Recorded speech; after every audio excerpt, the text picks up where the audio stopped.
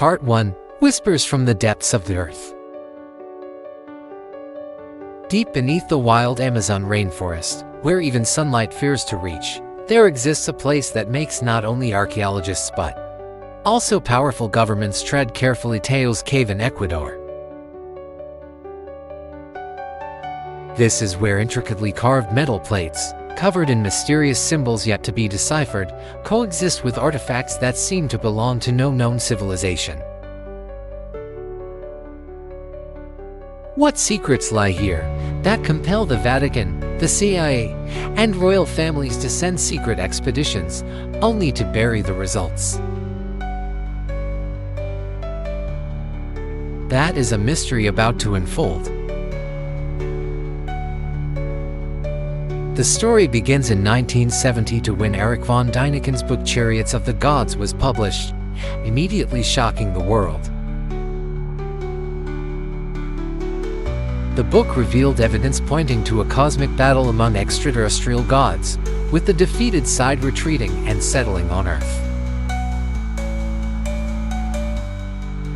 One of these accounts speaks of a mysterious cave deep within the territory of the Shura people, also known as the Jivaros, an Amazonian tribe famous for their head-shrinking rituals. According to Däniken's telling, guided by the local tribesmen, he set foot in this remote area, descending into a labyrinth of underground tunnels and treacherous crevices.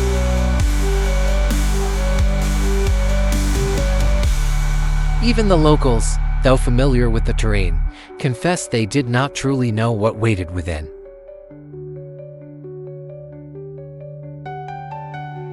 After squeezing through a narrow rock cleft, like a smoke vent descending into the earth, they ventured through winding,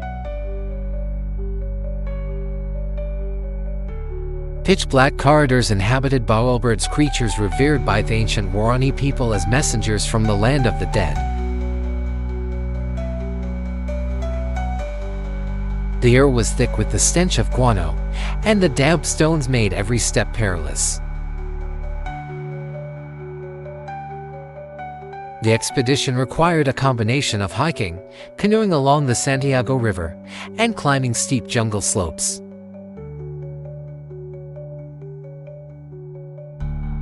Inside the cave, the explorers encountered astonishing sights.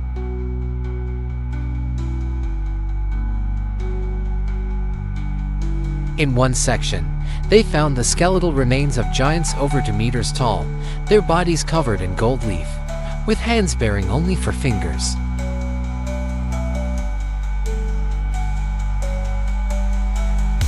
Elsewhere was the so-called Golden Library, containing hundreds of metal plates engraved with unknown symbols and images, belonging to no known culture.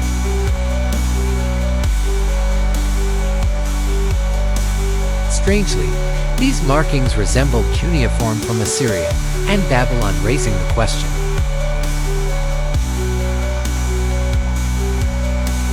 how did traces of ancient Middle Eastern civilizations end up in a South American cave?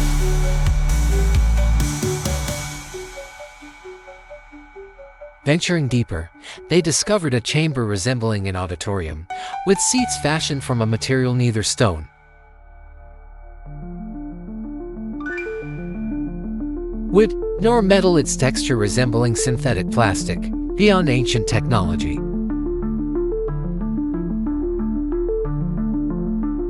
Surrounding it were countless bizarre objects and hundreds of headless skeletons.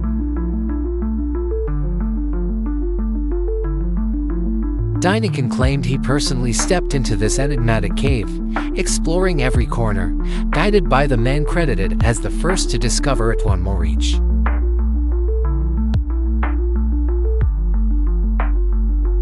According to Däniken, both of them witnessed phenomena far beyond conventional understanding.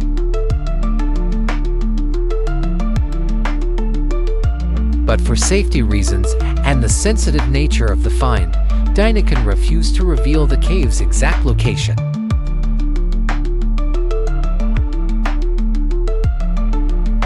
Following the book's release, skepticism spread quickly. In 1973, the respected magazine The Speaker published an exclusive interview with one Maurice himself, the key figure in the entire tale. Maurice clearly stated that all the details in Dynaken's book came from his own accounts.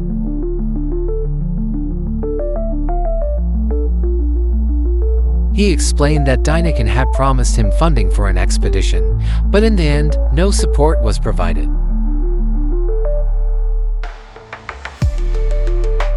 This revelation sparked immediate controversy.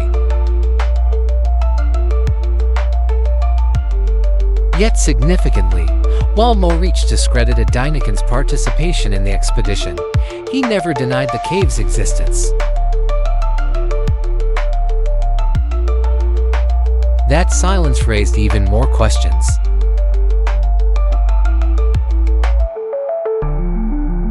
If the cave were mere fiction, why didn't Maurice disprove it once and for all? So, who was one Maurice? He was not a local Ecuadorian but an immigrant from Hungary. An adventurer with a deep background in archaeology and ancient languages, he lived among the local Shure people and spent years studying their ancient traditions.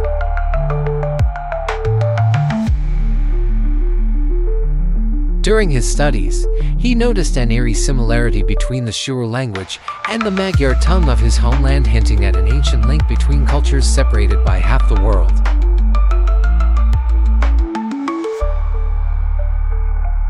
Thanks to his linguistic skills and respect for local customs, Maurice gained access to isolated jungle communities, eventually earning the trust of a Shure chief. This chief revealed to him the existence of a sacred place believed to be where the gods left their legacy.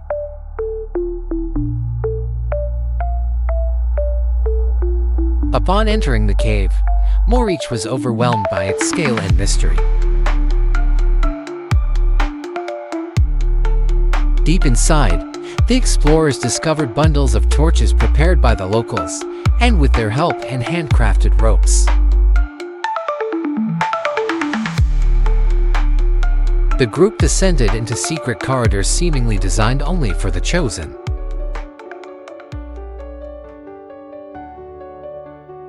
In these depths, Maurice saw countless human-like skeletons with strange features for fingers, broad and curved rib cages, and hairy chests unlike any human anatomy.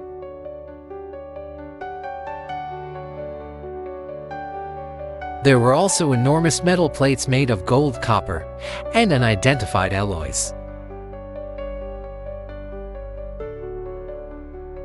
Engraved with strange symbols that appeared both alien and strangely familiar, reminiscent of ancient Eastern script.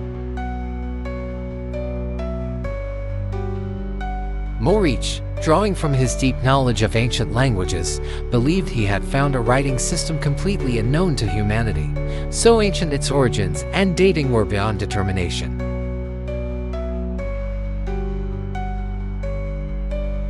The vast underground halls stretched endlessly, so much so that Maurice placed small stones to mark his path to prevent getting lost in the labyrinth.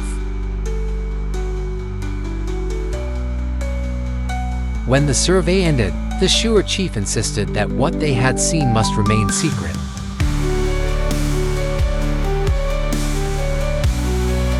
To outsiders, such a discovery would be unbelievable and if no one would take seriously.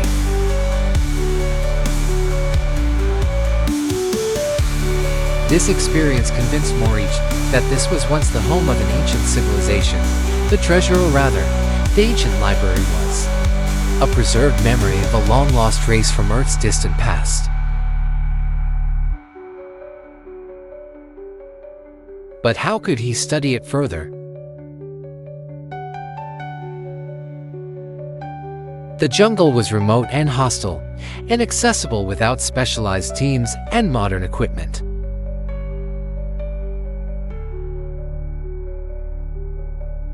He needed funding and technical support. So he began seeking sponsorship. But in 1965, years before Dynaken's book, the world dismissed his claims as fantastical.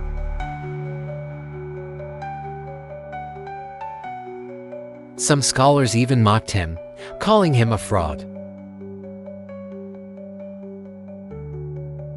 According to their belief, the prophet Joseph Smith had once encountered Angel Moroni, who guided him to a golden book containing sacred truths.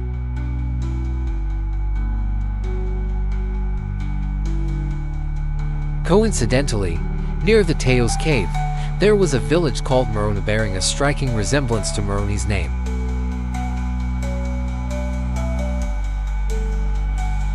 When Morich contacted the Mormon Church, they were intrigued by this coincidence.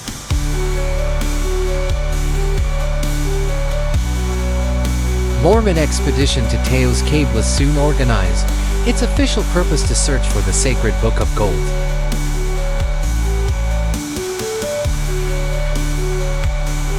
However, rumors began to spread that members of the expedition were actually CIA agents searching for something connected to secret government projects.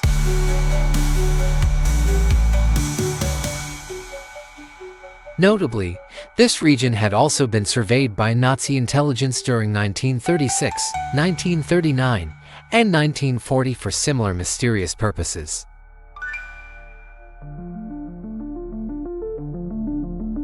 Even one Morich himself, beyond his interest in mineral deposits, was quietly searching for the lost treasure of the Emperor Atahualpa prize also sought by the Vatican. But when the Mormons finally agreed to fund the expedition, Morich became suspicious.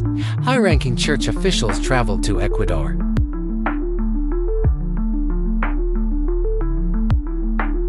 Eager to uncover treasures of immense economic and political value. Fearing they would exploit rather than preserve the find, Morich led them only to an insignificant rock chamber, hiding the true site. The expedition left empty-handed, having found neither treasure nor artifacts. Returning to Quito, Morich began seeking new allies. With the help of fellow explorer Julio Goyen, he approached government authorities and assembled a survey team comprising locals and soldiers.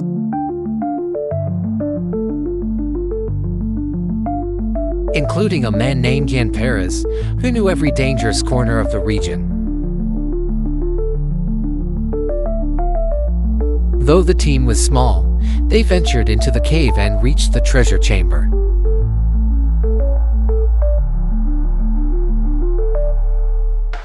Outside, dense flocks of oilbirds gathered like spectral guardians. But before entering deeper, the local guides and even Soldier Perez refused to proceed. Only Morich and Goyen dared venture further. Goyen later confirmed that what he saw defied all scientific explanation.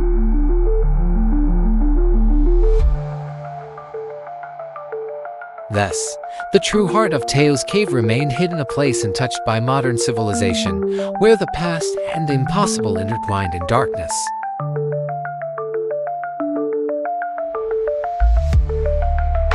Part 2: The Locked Doors.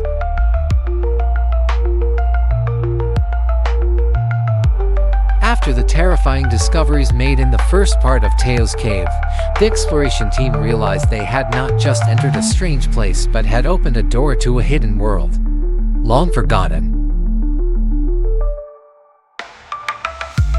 Despite moments of doubt and fear, they pressed on, hoping to uncover the truth behind the bizarre artifacts and unexplained remnants deep within the cave. The team delves deeper.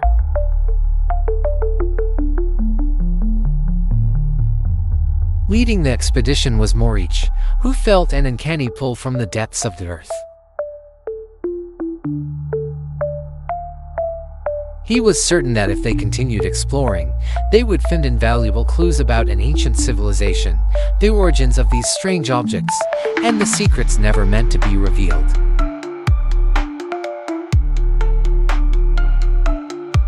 Maurice was willing to sacrifice everything to discover more about what Teo's cave was hiding.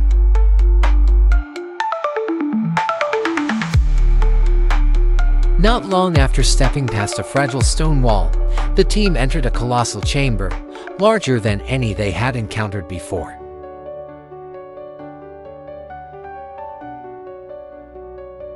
And like other areas, the floor of this room wasn't flat. It had a smooth, basin-like surface made of stone, giving an uneasy feeling.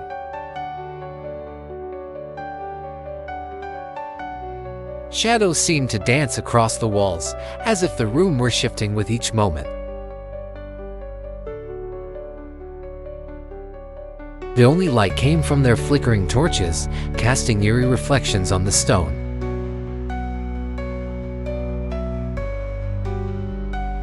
Along the walls were a series of strange carvings, drawings of giant creatures with unusual features, resembling beings from outer space.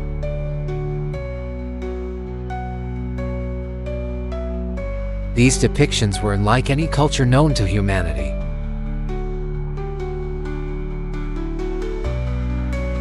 The figures, towering over 2 meters tall, had 4 fingers, bodies unlike human anatomy, and wore strange garments that resembled mythical creatures from ancient tales.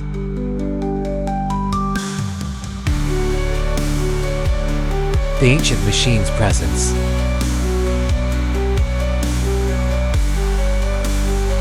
What struck the team as truly bizarre was a gigantic structure in the center of the room.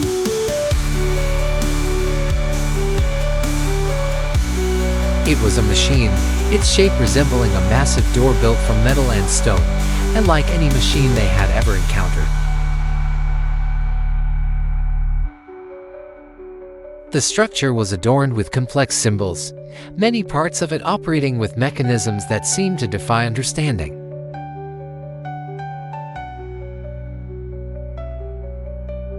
Maurice and the others used all their archaeological knowledge to study the symbols and carvings around the machine.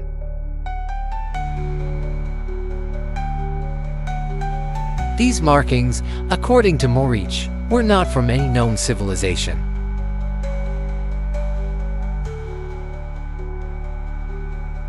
They appeared to be an ancient form of writing, possibly from a long-lost culture, hidden in the cave as a form of protection for the secrets it contained.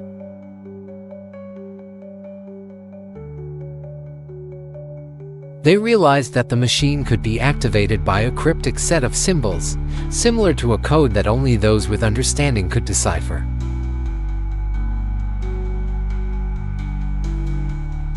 Maurice, after thorough study, was confident that this wasn't just an ancient structure, but perhaps an essential tool, a gateway to other worlds, or even a time travel device.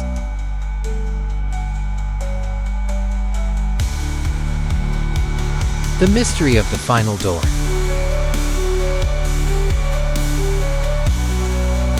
As the door slowly began to open, a faint light emanated from within, illuminating the surroundings. The explorers found themselves staring into a vast, endless space. Behind the door lay not just another room, but a completely different world, one that might be a parallel reality or another dimension that humanity had never encountered before. New mysteries and the team's return. Despite the overwhelming questions and fears, Maurice and the team decided to return and reveal what they had discovered to the world.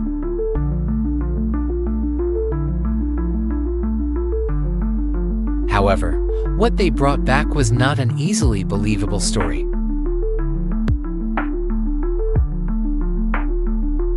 Their tale would be shrouded in doubt, with many questioning its validity. Was it real, or just part of a larger myth that powerful forces sought to suppress? As As the team left Teo's cave, everything seemed to return to normal, but one thing stayed with them. What they had witnessed could not simply be the product of their imagination. And the forces watching from the shadows, whether from the Vatican, CIA, or secret organizations, knew well that these secrets were too great to be exposed. The true history hidden beneath the earth was far beyond anything humanity was prepared to face.